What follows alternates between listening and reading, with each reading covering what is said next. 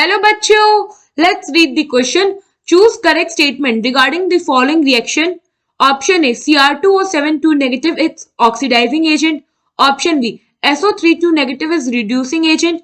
Option C, the oxidation number of per sulfur atom in 3SO32 negative is increased by 2.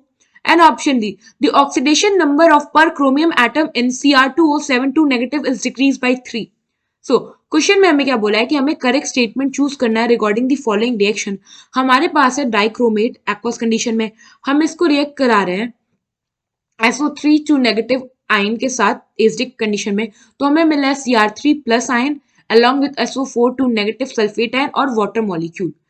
तो अब हम इस reaction को देख के इसके बेसिस पे सारे हम जो ऑप्शन है उनको रीड आउट करते हैं.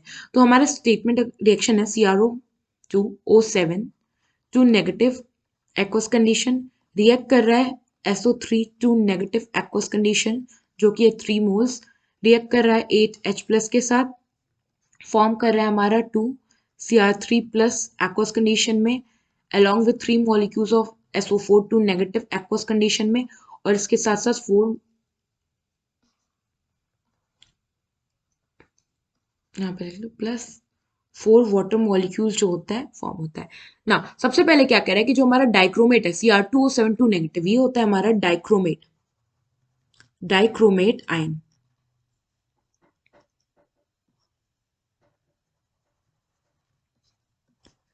तो क्या कह रहा है कि ये एक ऑक्सीडाइजिंग एजेंट है.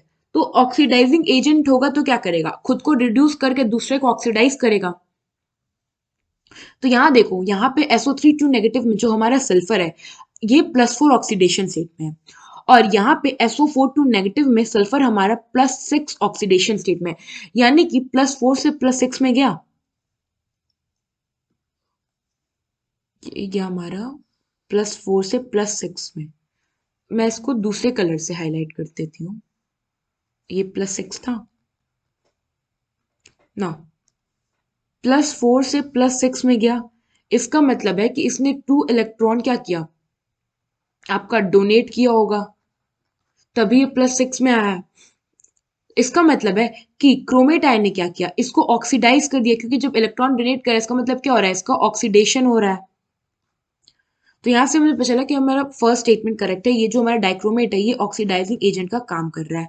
नाउ सेकेंड स्टेटमेंट में क्या कह रहा है कि SO3 नेगेटिव एक रिड्यूसिंग एजेंट है.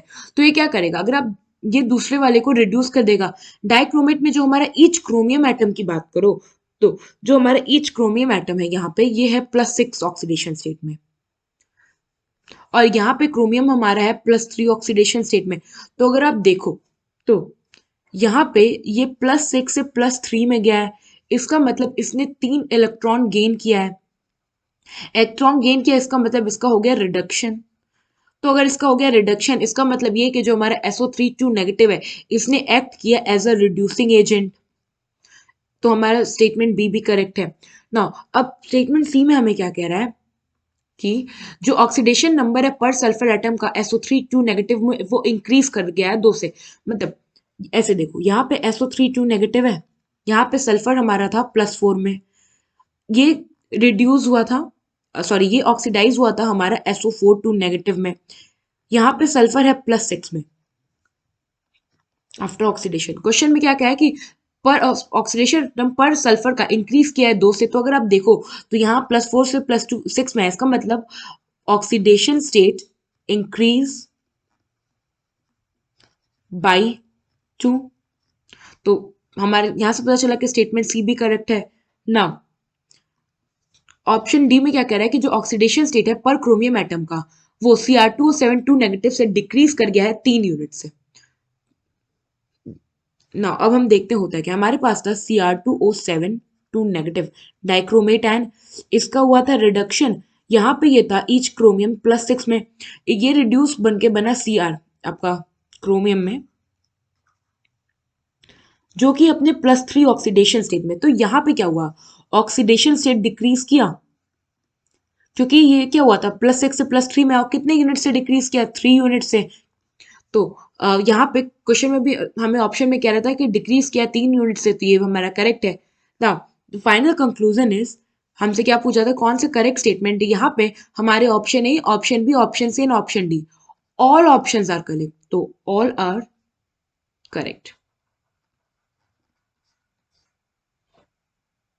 आई होप आपको एक क्वेश्चन समझ में आया होगा। Thank you.